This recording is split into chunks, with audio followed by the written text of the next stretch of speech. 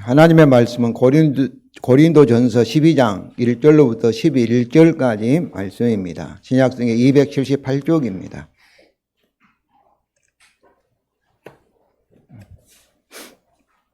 교독하시겠습니다. 고린도전서 12장 1절로부터 11절까지 말씀을 교독하시겠습니다. 형제들아, 신령한 것에 대하여 나는 너희가 알지 못하기를 원하지 아니하노니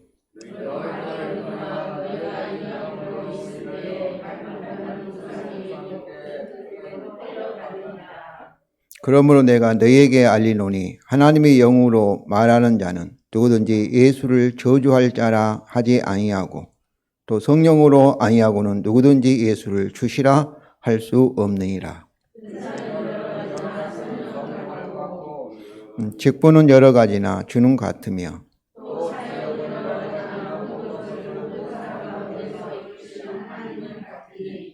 각 사람에게 성령을 나타내시면 유익하게 하려 하심이라.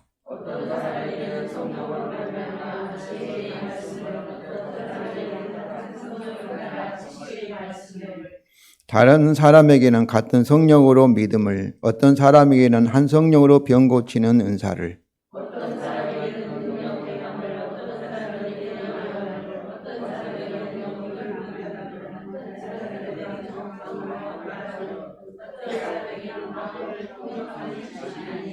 다 같이 읽겠습니다. 이 모든 일은 같은 한 성령의 행하사 그의 뜻대로 각 사람에게 나누어 주시는 것이니라. 아멘. 성도 여러분, 우리는 오순절 성령 강림절 이후에 성령 하나님에 대해서 계속 살펴보고 있습니다. 주님은 우리가 신령한 것들, 이렇게 성령의 사람, 성령에 관한 것들에 대해서 반드시 알기를 원하십니다. 오늘 본문 1절입니다. 우리 다 같이 읽겠습니다. 신령한 것들에 대하여 난 너희가 알지 못하기를 원하지 아니하노니. 우리말 성경은 형제들이 먼저 나오는데 원래는 신령한 것들이 먼저 나옵니다. 근데 여기서 바울은 알지 못하기를 원하지 아니하노니 이런 이중 부정적 표현을 통해서 어떻다는 거예요. 우리가 반드시 신령한 것들, 그 성령에 관한 것들에 대하여서 반드시 알기를 바란다는 것을 강조하고, 또한 3절에 내가 너희에게 알리노니라는 말씀을 통해서 긍정적인 표현을 통해서 강조를 하면서 신령한 것들에 대하여 12장부터 15장까지 길게 대답을 하고 있습니다. 여기서 대하여 여기는 하나의 페리라는 전치사인데 이것은 지금 사도 바울이 대답하고 있는, 설명하고 있는 신령한 것들이 고린도 교회가 이 편지로 사도 바울에게 질문한 내용인 것을 이렇게 알려주고 있습니다. 7장에서도 7장 1절에서도 물어보면은 그에 대해 대답한 내용으로 되어 있기 때문입니다. 그런데 고린도 교회의 문제는 성령의 은사들을 공적 예배에서, 이렇게 예배에서 하나님이 근사를 주신 목적에 따라 바르게 사용하지 않는 것이었습니다. 특히 각종 방언의 은사를 남용하는 것이었습니다. 그들은 방언하는 은사를 가진 사람은 천사들과 같이 되어서 현재는 성적 생활도 필요 없고 또 미래의 육체의 부활도 필요 없다고 생각할 정도로 이미 완전한 영적인 사람이 되었다고 잘못 생각하였습니다. 그래서 그들은 방언하기를 원하고 방언 은사에 집중하였고, 또 방언한 사람들은 자기 자신이 비록 이 세상에 살고 있지만은 완전히 천사 같은 존재가 되었다, 이렇게 생각을 하였던 것입니다. 오늘날도 우리는 장로교잖아요. 좀 이렇게 오순절 그런 계통의 교회에서는 마치 이렇게 우리나라의 가장 큰 교회 목사님도 믿음만 있으면 모든 병을 고친 것처럼 이렇게 말을 하고, 기도해도 치유가 일어나지 않으면 네가 문제가 있다, 믿음이 부족하다, 이런 식으로 말하는 경우가 있습니다. 이 경우는 지금 완전히 예수님을 믿으면 우리 영적인 완전한 구원이 일어난 것처럼, 이것을 우리가 실현된 종말론이라고 합니다. 종말이 완전히 일어난 것처럼 이렇게 잘못 생각한 것이죠. 그래서 바로 이 치유를 강조하고 그런 기적적인 그런 성령의 나타남을 강조하는 그런 참으로 잘못을 이렇게 했었는데, 그런데 그분은 어떻습니까? 그분도 우리와 같이 나이가 들고 늙어서 아마 세상을 떠나는 줄로 믿습니다. 이런 점에서 우리가 신령한 것, 성령에 관한 그 영적인 면에 대해서 어떻게 생각을 해야 할 것인가. 사도 바울은 신령한 것이라는 것은 고린도 교회 성도들처럼 방언에서 마치 천사가 이미 되었던 것처럼, 그래서 이 세상이 다 필요 없는 것처럼 이것이 신령하다고 이렇게 생각하지 않고, 비록 이 세상에서 아직은 이 연약한 몸을 가지고 있지만은 성령을 통해서 참 초자연적인 그런 은사들이 나타나는 것, 내가 약할 때 그 성령으로 강하게 되는 것을 신령한 것이라 이렇게 이해를 한 것입니다. 우리가 계속 살펴보면은 우리가 에베소 1장 13절에도 우리가 이 구원의 복음을 듣고 어때요? 성령으로, 약속의 성령으로 인치심을 받고, 그 다음에 이 성령이 그의 것에 뭐가 된다고 했어요? 보증금, 계약금이라고 했습니다. 계약금. 그런데 성령의 이 나타남, 성령의 은사, 신령한 것은 이 계약금 어떻습니까? 온전한 이 대금을 다 받은 것이 아니잖아요. 계약금의 특징은 부분적인 것입니다. 부분적. 그러니까 온전한 것이 완성된 것은 아직 미래에 남아 있지만은, 그러나 어때요? 이 계약금적으로, 부분적으로 성령이 우리에게 나타나는 바로 그런 사람을 뭐라고 한 거예요? 영적인 사람이다. 그러니까 이미와 아직이라는 그런 이 구조 속에서, 복음의 구조, 구원의 구조 속에서 성령의 은사를 신뢰한 것에 대하여 생각을 한 것입니다. 아무튼 최근에는 이 성령의 은사에 대한 관심이 줄어든 것 같습니다. 요즘은 기도원도 거의 다 이렇게 폐쇄되고 있다고 해요. 거의 몇 개 남아있지 않고. 오랫동안 성령의 은사에 대한 논쟁들이 있어 왔습니다.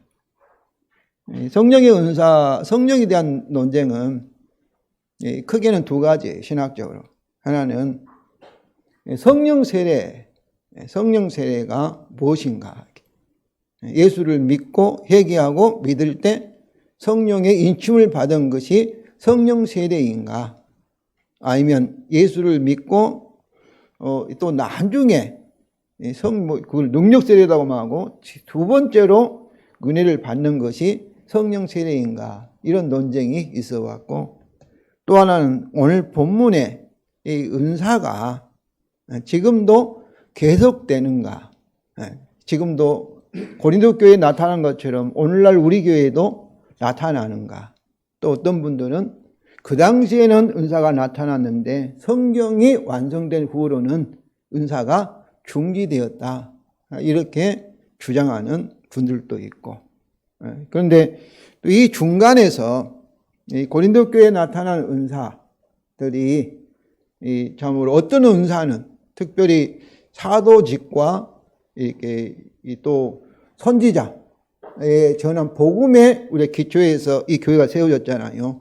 그런 참으로 은사적 직분은 이제 중단되었고, 또 어떤 사람은 지금도 뭐 사도라고 막 주장하는 사람들도 있지만은 중단되었고, 다른 은사들은 오늘날도 나타날 수 있다.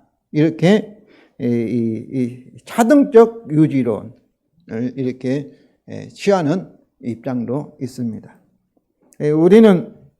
저는 이 차등적 유지론의 입장에서 이 성령의 나타남을 항상 성경을 통해서 우리가 판단을 해야 한다는 입장입니다. 저는 그러니까 전에는 이렇게 우리 장로교는 거의 대부분 은사 중기론 입장인데 지금은 조금 이렇게 차등적으로 어떤 은사가 계속된다. 또 요즘도 뭐 은사를 완전히 부정한 사람들도 있습니다.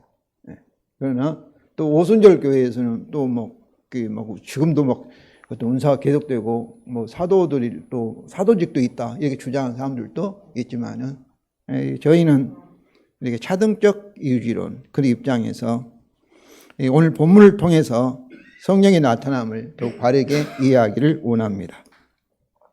첫째로 바울은 신령한 것들을 분별하는 기준을 제시합니다. 2절과 3절입니다. 우리 다 같이 읽겠습니다. 너희도 알거니와 너희가 이방인으로 있을 때에 말 못하는 우상에게 끄는 그대로 끌려갔느니라. 그러므로 내가 너희에게 알리노니 하나님의 영으로 말하는 자는 누구든지 예수를 저주할 자라 하지 아니하고 또 성령으로 아니하고는 누구든지 예수를 주시라 할 수 없느니라. 여기서 바울은 고린도 교회 교인들이 복음을 듣고 믿기 전에 이방인으로 있을 때에 우상에게 귀신들에 의하여서 끄는 대로 끌려갔다는 영적 경험을 또 성령의 나타남, 신령한 것, 성령의 나타남 현상과 대조하여서 이것들을 구별하는 핵심적 기준을 제시합니다. 많은 사람들은 오늘날도 모든 신비한 영적 체험을 다 성령의 역사로 간주하는 경향이 있습니다. 그러나 그들은 다 성령의 역사일 수가 없습니다. 교회 다니는 사람들도 그래요. 뭐 신천지라든지 교회 다니는데 아무것도 이렇게 영적 체험이 없는데 거기 가니까 신비한 체험이 있으면 그것이 진짜라 이렇게 생각하고 다 그 꼴이 가버리는 경우도 많이 있습니다. 그러나 다른 종교에도 방언이나 귀신에 쫓아내는 거나 병고침 같은 신비한 영적 체험들이 있습니다. 특별히 오늘날 우리가 이렇게 무속에 대한 논쟁이 많지 않습니까? 근데 우리나라 무당들도 귀신과 접하여서 우리가 굿할 때 도마 위에 막 춤추는 것도 그렇게 접신하지 않고는 할 수 없다고 하는 거예요. 저는 보지는 않았지만은 그때 뭐 어떤 하얀 줄을 잡고 있는 사람은 귀신이 내려가지고 그 조상의 말을 하는 나가 시어머니다 죽었던 시어머니다 누구다 막 그렇게 하는 것을 실제로 목소리가 바뀌어가지고 한다는 거예요. 우리 이현두 선교사님도 오늘 이 부분에서 자기가 기도원에 있을 때 어떤 한 사람이 이렇게 남자 목소리를 냈다가 여자 목소리를 냈다가 막 이렇게 목소리가 막 변하고 얘기하는 것도 볼 수 있었고, 저희가 나방원에 있을 때 참으로 이렇게 원래 의학적으로는 정신병도 같이 있으면 전염된다고 그렇게 병원에서는 얘기하지만은, 그러나 저희는 이렇게 어떤 한 가정이 사모님이 유학 오신 목사님 사모님이 둘이 있다가 한 사람이 이렇게 막 귀신이 보이고 막 이상하게 돼본 거예요.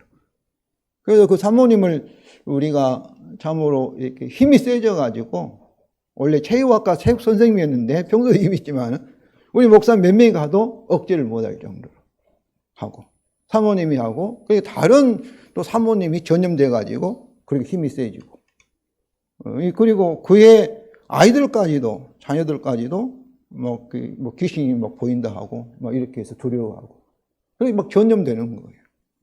그러나 서양 사람들은 그런 영적인 현상, 그런 것에 대해서 이제 믿지 않기 때문에 그걸 전염이라고 하는데, 저희는 배후에서 악한 영이 역사하였다 이렇게 생각하고 기도한 적이 있습니다.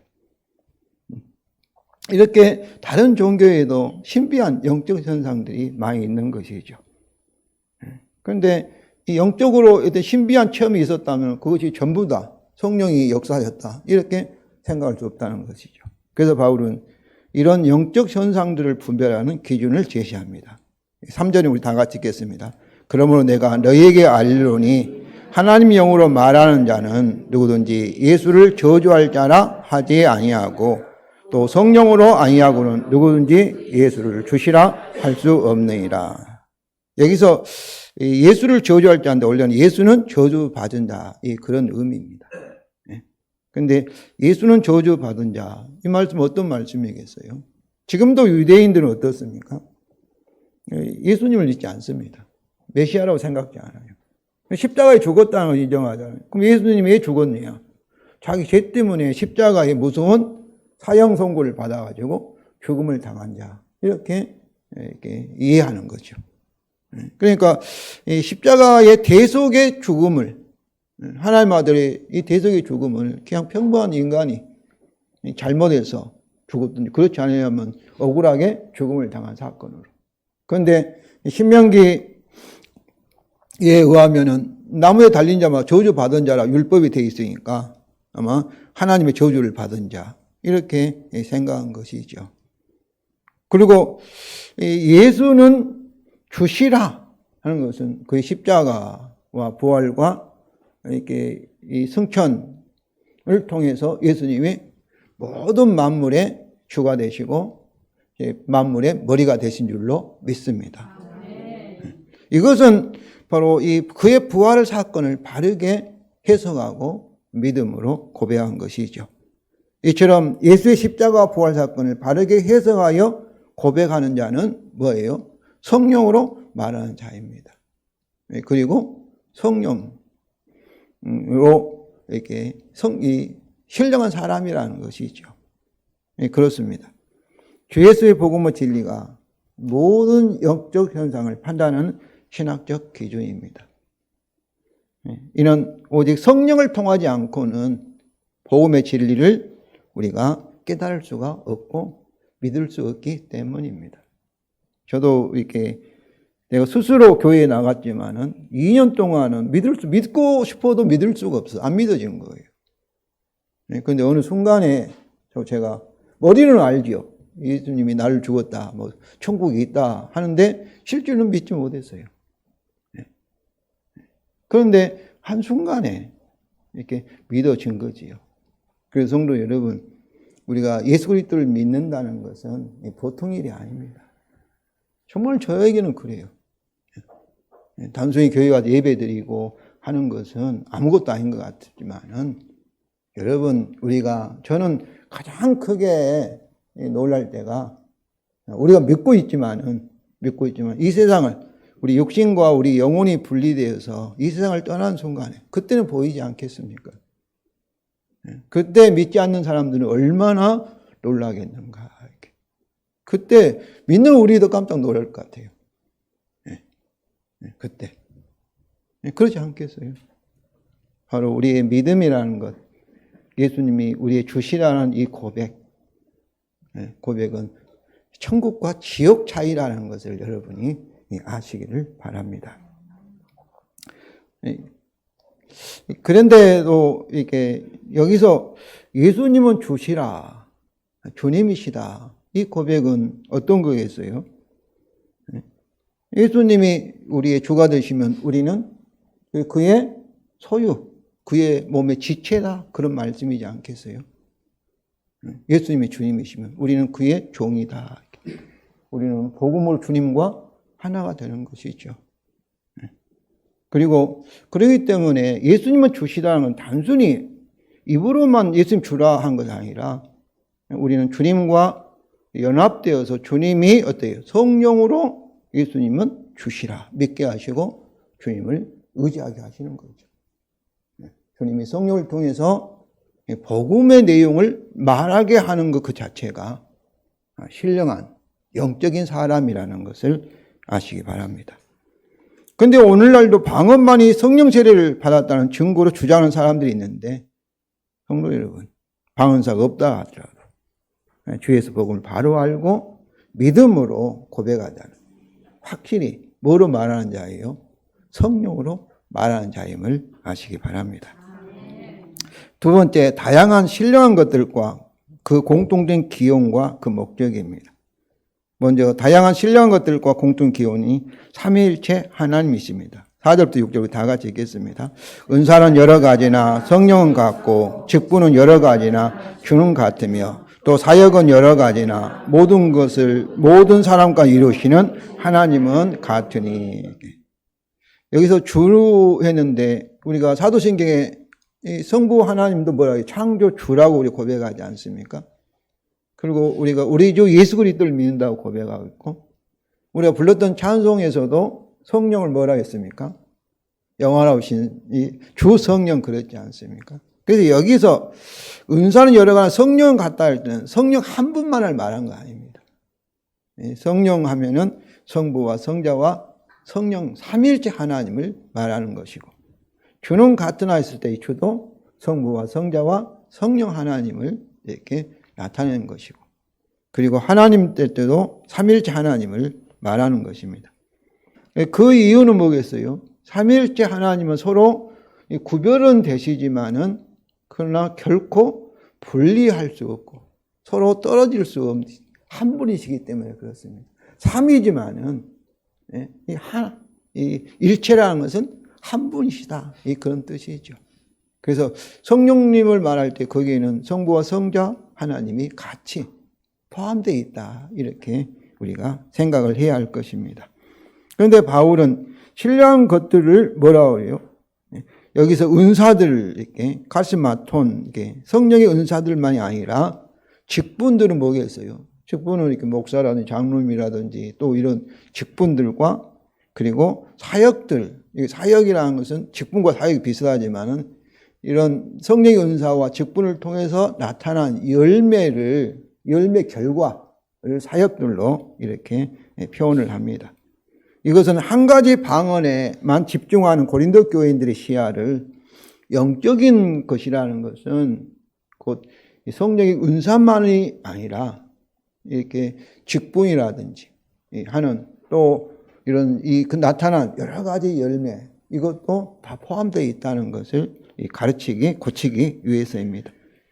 특별히 이 직분이라는 의미는 이 교회, 주를 위해서 하는, 교회에 하는 모든 봉사, 식당에서 이렇게 음식을 만드는 것도 직분에 속하지요.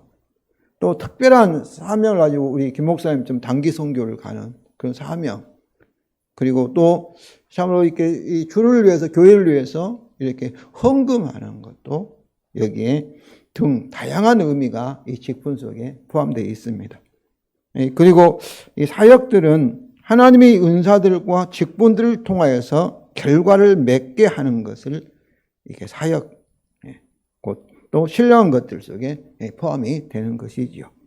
그러니까 꼭 우리가 생각하는 뭐 병 고치는 은사라든지 방언만이 성령의 영적인 것이 아니라 우리가 일상적으로 예수님을 고백하는 것도 성령으로 하는 것이고, 직분도 또 이렇게 이런 열매, 봉사도 다 영적으로 이렇게 포괄적으로 생각을 해야 된다는 것이죠. 그래서 여기서 세 차례 걸쳐서 반복되는 단어가 여러 가지라는, 그러니까 은사가 또 이 하나만 있지 않고 성령 은사도 다양하게 여러 가지가 있을 수 있다는 것이고, 직분도 다양한 직분도 이렇게 있고, 그리고 그 결과인 사역들도 여러 가지가 있다는 것을 말하고 있습니다. 이처럼 신령한 것들은 삼위일체 하나님과 같이 다양함과 그리고 통일성을 가지고 있습니다. 삼위일체라는 것은 아주 중요해요. 우리를 이해할 때도, 우리 사회 구조를 이해할 때도 다 우리는 인격적으로 개인적이면서 이렇게 독립적이면 동시에 어때요? 한 몸이라는, 그것은 우리의 신관이 삼위일체 신관이기 때문에 그렇습니다. 부부 사이도 동시에 하나이면서 한 몸이면서 동시에 어때요? 구별돼야 되죠. 서로 존중하고 인격을 존중해야 되죠. 그러나 서양의 어떤 문화의 영향으로 개인주의적이죠. 당신은 나오고 나는 나오고 이렇게 생각하면 잘못이죠. 그러니까 사회 구조도 마찬가지예요.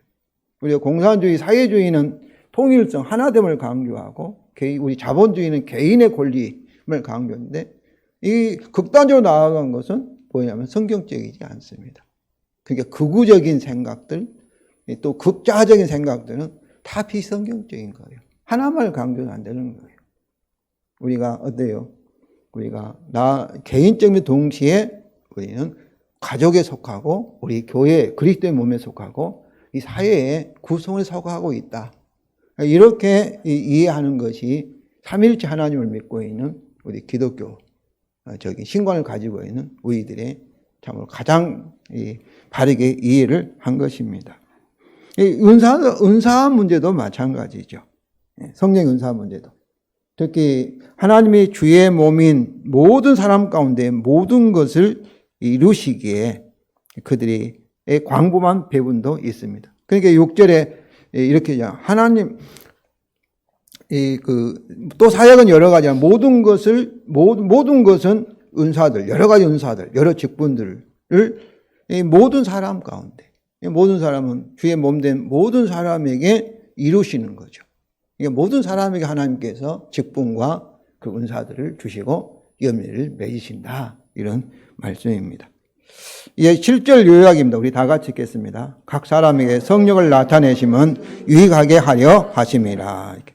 여기서 성령의 나타나심, 우리말은 성령을 나타내심으로 이렇게 번역되어 있는데 원래는 이 성령이 나타나시면 주격 소유격으로 이해하면 성령이 나타나신 거죠. 그러나 목적 소유격으로 이해를 하면은 이 주님께서 하나님께서 우리에게 성령을 나타내시는 우리말 같이 성령을 나타내심으로 이해를 합니다. 그런데 우리가 주격 소유격으로나 목적 소유격으로나 분명한 사실은 뭐 성령의 나타나심, 이 나타나심 매니페스테이션인데 나타나는 것은 성령이 우리 안에만 계시지 않고 어때요? 공개적으로 뚜렷하게 자신도 알고 다른 사람이 알 수 있도록 이렇게 나타나신다는 이 의미입니다. 성령의 나타나심이라는 것은. 그래서 성령의 나타나심은 여러 가지 은사들과 직분들과 여러 가지 이 결과인 여러 사역들을 다 포함하는 참 포괄적인 신령한 것들을 말하고 있습니다. 이게 신령은 뭐냐? 성령이 나타나는데 어떻게 나타나냐? 여러 은사들이나 그리고 여러 직분들을 통해서 또 그의 열매를 통해서 성령이 우리에게 공개적으로 나타난다는 것이죠. 이 요약 부분의 강조는 각 사람 시작 부분과 이게 마지막 부분 공동 유익에 있습니다. 여기서 각 사람은 6절의 모든 사람의 각 사람이죠. 이것은 특별한 사람에게만이 나타나는 것이 아니라 주의 몸에 속한 모든 사람에게 성령의 나타남이 주어진다는 것을 의미합니다. 우리 각자에게 반드시 성령의 나타남이 있는 것이죠. 그리고 각 사람에게 성령을 나타나시는 목적은 뭐예요? 유익하게 하려 하심이라. 유익인데 원래는 쉼페론이 쉼이라는 것은 함께란 뜻이에요. 공동이란 뜻이에요. 쉼이라는 것이. 이게 공동의 유익. 주님과 그의 몸된 공동체 유익을 위해서 성령에 나타나신다. 은사가 나타나신다. 그런 말씀이죠. 그러므로 하나님께서 각 사람에게 성령의 나타남을 주신 그 목적은 공동체 유익을 위한 것이지 자신의 개인의 유익만을 위한 것은 아닙니다.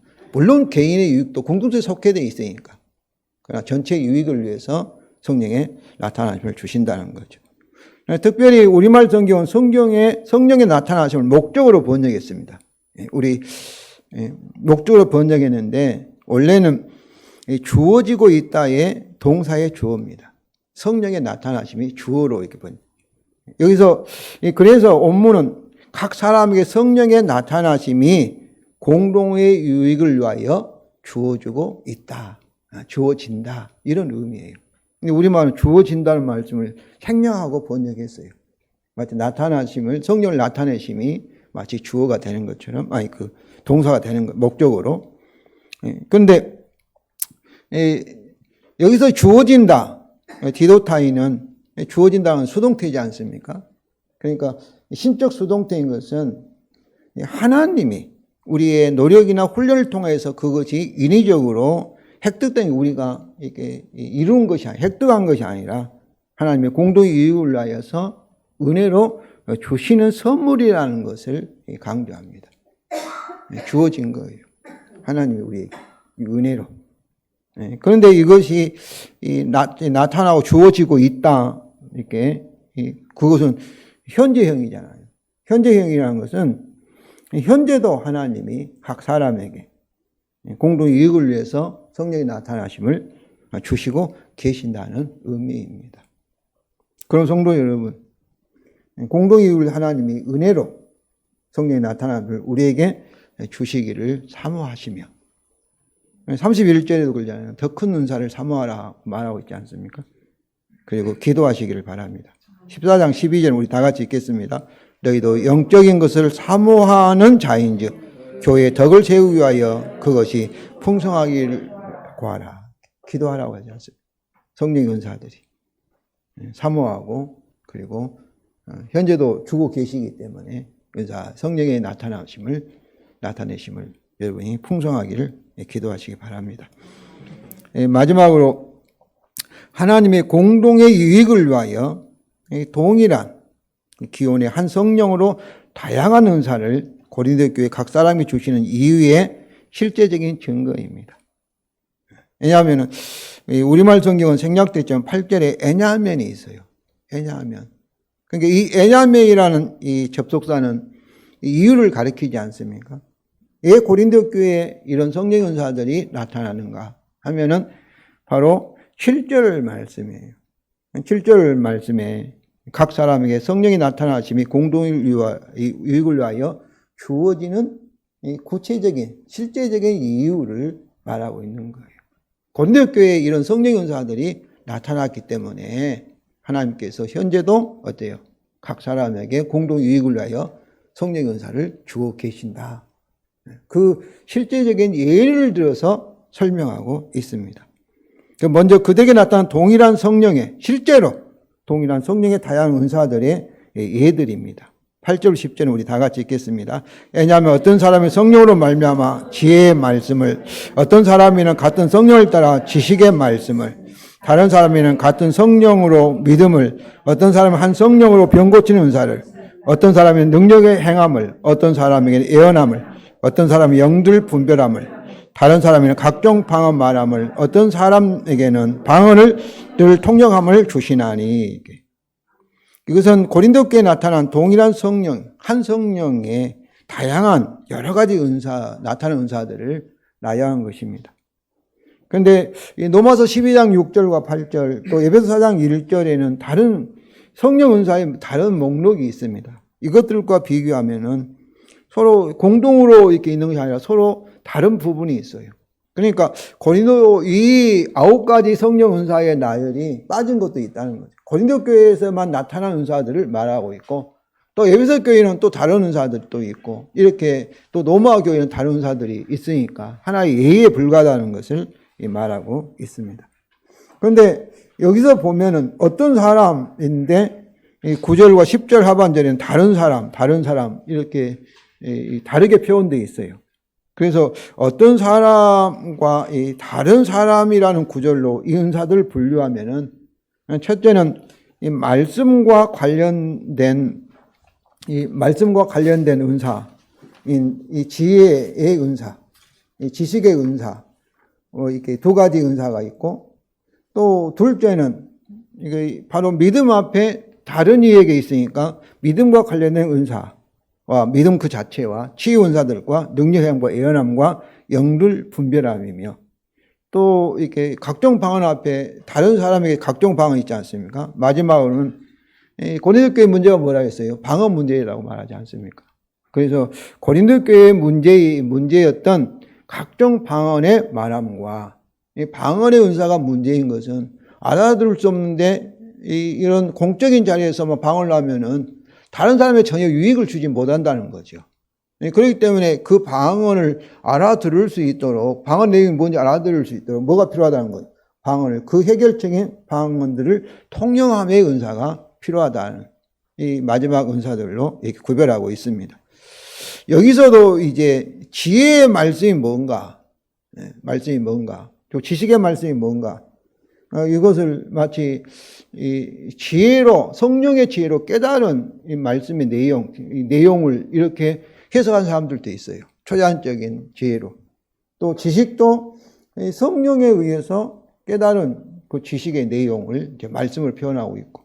그래서 저는 좀 이게 이 말씀이 노고스인데 우리 요한복음 1장 1절부터 3절에 이 그리스도가 이 말씀을 한다면은 이 그리스도 복음이지 않습니까? 그래서 복음을 성령 지혜로 깨닫는 은사가 지혜의 은사이고, 그리고 지식의 은사는 복음에 대한 이 말씀을 성령을 통하여 이렇게 신학화, 교리화하여서 그거를 가르치는 은사, 이렇게 이제 저는 이해하고, 똑같은 말씀이지만은 좀 초자연적으로 이렇게 이해하는 그런 분들도 있고, 또 믿음은 거의 대부분 초자연적인 기적을 이렇게 산을 옮길 만한 그런 막 믿음 말하지 않습니까?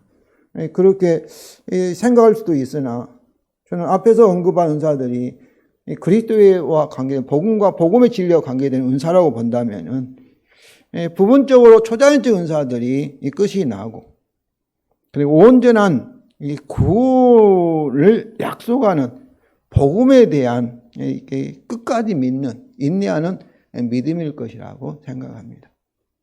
왜냐하면 우리가 이 고린도서 13장의 이 9절부터 12절 보면 한 장 앞으로 넘기면 다 같이 읽겠습니다.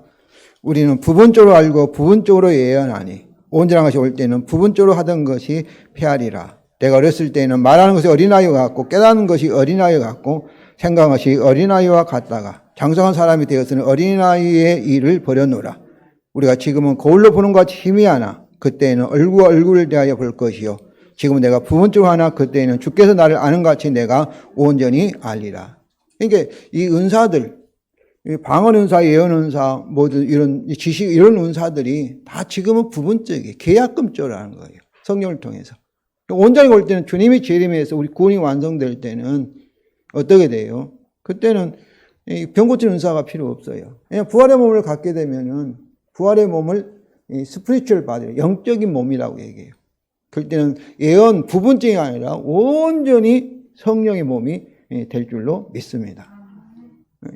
이렇게 그러므로 우리가 자꾸 생각할 때는 우리 몸이 아프고 연약하면은 참 왜 나는 고쳐주지 않느냐 한데 그때에도 믿음이 흔들지 않고 끝까지 참으로 우리가 몸의 부활을 믿습니다 하고 끝까지 흔들지 않는 이 믿음도 저는 엄청나게 중요하다고 생각합니다. 이건 아무나 그런 믿음을 가질 수가 없지요. 우리 예수를 믿는 것도 성령을 통해서 초자연적인 참으로 결과이고, 우리가 그런 몸이 연약할 때, 특별히 그렇게 힘들 때 끝까지 천재가 흔들려도 새 언약대로 하나님은 하실 거라는 끝까지 우리가 순교하면서도 핍박 가운데서도 그런 환난 가운데 끝까지 믿음으로 승리하는, 이기는, 승리를 확신하는, 저는 이것이 믿음의 은사라고 저는 믿습니다.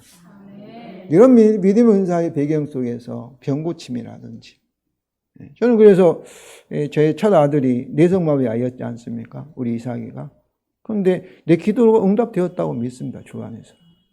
천국에 만나면 그때 내성마비를 만난 것이 아니라 부활의 몸을 가지고 주님 재림하실 때는 만나게 될 것이고, 우리가 비록 지금은 연약하지만 이렇게 믿음을 가지고 끝까지 주님을 의지하면 더 참으로 성령을 통해서 부활의 생명의 능력이 더 강하게 나타날 줄로 믿습니다.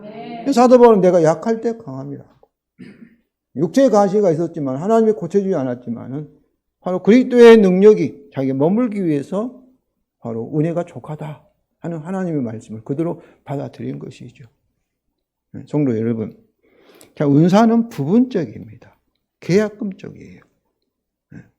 계약금적이에요. 그러나 복음의 약속은 소망, 믿음 소망은 내용은 온전히 올 때는 부분적인 것은 다 필요 없는 것이죠. 끝나는 것이죠. 이런 이미와 아직이라는 이런 우리의 구원의 구조, 계약금종, 부분적인 것과 온전한 것이 온다는 이런 구조 속에서 이 은사들을 이해를 해야 할 것입니다. 그리고 예언하면 저는 하나님의 복음을 선포하는 것. 우리 모든 사람들이 다 예언자라고 생각합니다.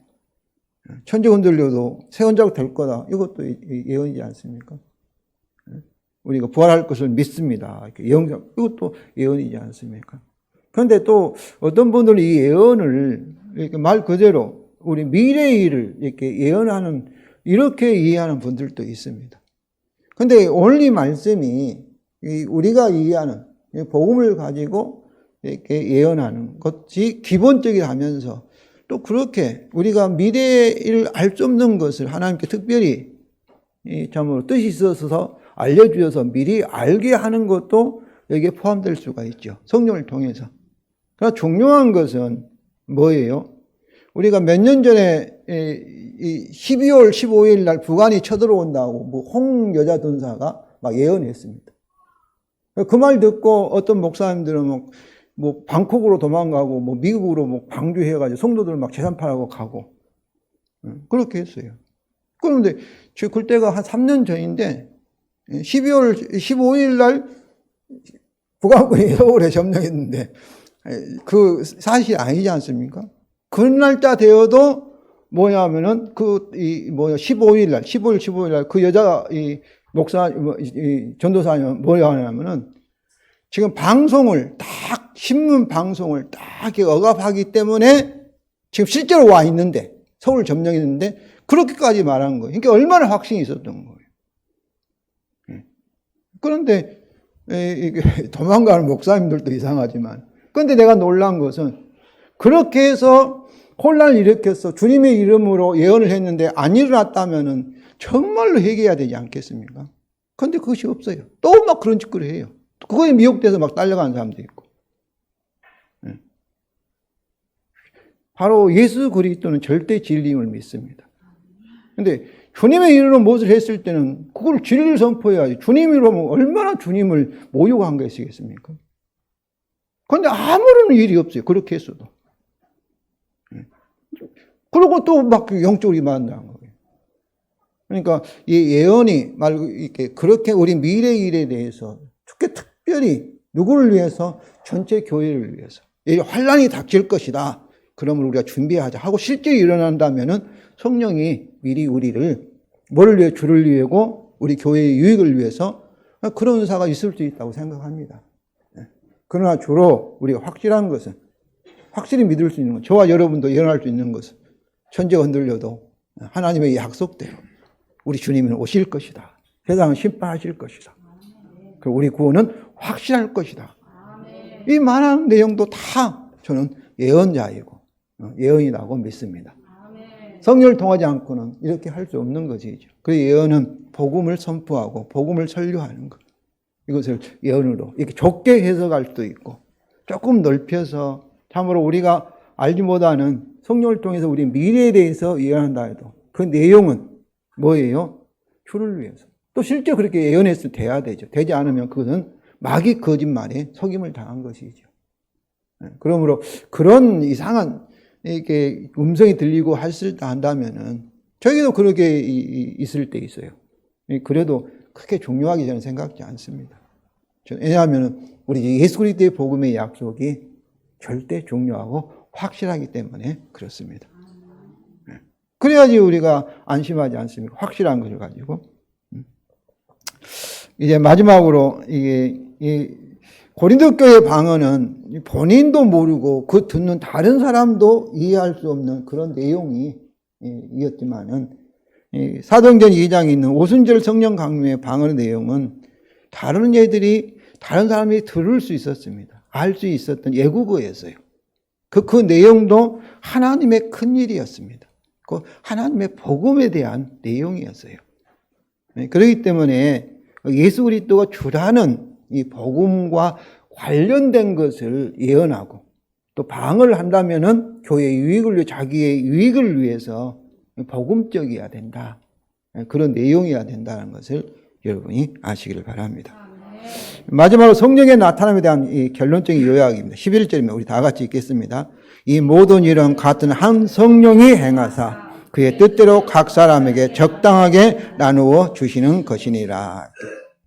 이 적당하게 이 말씀은 우리말 성경은 생략했는데 이게 적당하게란 말이 들어 있습니다.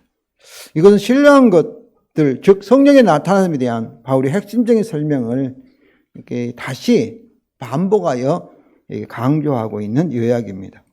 여기서 같은 한 성령은 다양한 은사들에도 불구하고 그들은 하나의 공통된 기원, 삼위일체 하나님이라는 사실을 다시 강조하고 그의 뜻대로는 뭐겠어요? 성령께서 원하시는 대로 주권적인 의지를 가지시고 각 사람에게 적당하게 그 필요에 맞도록 나누어 주시는 성령의 주권적인 의지를 가리킵니다. 이것은 성령 삼위일체 하나님이 하나의 통합된 인격을 가지고 있지 않습니까? 다양한 은사들을 서로 모순되지 않고 조화를 이루어 공동체 유익이 되게 하신다는 의미입니다. 성도 여러분, 오늘 본문을 통하여 모든 영적 현상을 우리가 어떠해야 돼요? 성령의 나타남, 역사로 여기지 말아야 합니다. 주의해야 됩니다. 반드시 주 예수 복음의 신학적 기준으로 그들을 분별해야 하며 다양한 성령의 은사들과 직분과 그 열매의 사역들이 있으나 그들의 원천은 동일하게 삼일체 하나님이시다는 것. 그리고 성령의 은사의 목적은 뭐예요? 공동체, 주님과 그의 몸인 교회의 유익을 위해서 주어진다는 것입니다. 또한 어떤 의사든지 자격 없는 자에게 주시는 하나님의 은혜의 선물이며 각 사람에게 적당히 은사를 주시기에 서로 비교하거나 자랑하거나 또 다른 사람의 은사를 부러워할 필요가 결코 없다는 것입니다. 이는 은사의 목적은 공동체 유익, 즉 나를 위해서 사는 사람에게 하나님이 은사를 주셨다고 생각하시기 바랍니다. 성도 여러분, 현재도 하나님은 공동체 유익을 위하여 성령의 공개적인 나타나심을 우리 각자에게 주고 계십니다. 그러므로 이 은사들을 사모하면서 우리가 우리 안에만 계셨다고 믿지 마시고 성령의 은사가 자신도 알 수 있고 다른 사람이 알 수 있도록 명백하게 분명하게 나타날 때까지 또 나타나기를 원하시면서 기도하시기를 원합니다. 참 우리가 기도할 때도 이렇게 잠깐 기도하지 마세요. 성령 은사가 성령이 우리에게 그런 증거가 나타날 때까지. 왜냐하면 요한복음에 그러지 않습니까? 나를 믿는 자는 배에서 생수가 흘러 넘치리라 할 때 생수가 흘러 넘치라는 것은 강물처럼 폭포수처럼 막 흘러나오는 것을 말하거든요. 이를 가리켜 성령이 말하는데 그렇기 때문에 은사가 나타나는 걸 두려워하지 마시고 그러니까 주님이 우리에게 성령을 통해서 은사들을 은혜의 선물을 나타내고 계신다. 이렇게 우리 기도의 목적을 조금 나타내는 거예요. 우리에게 나타날 때까지 좀 기도하는 증거가 나타날 때까지 기도하는 것을 목표로 구합니다. 그러면 우리가 구하거나 생각하는 모든 것 더 넘치도록 능히 하실 우리 하나님 아버지께서 우리 각자에게 그 은혜로 교회 유익을 위해서 풍성한 은사를 주실 것을 믿습니다.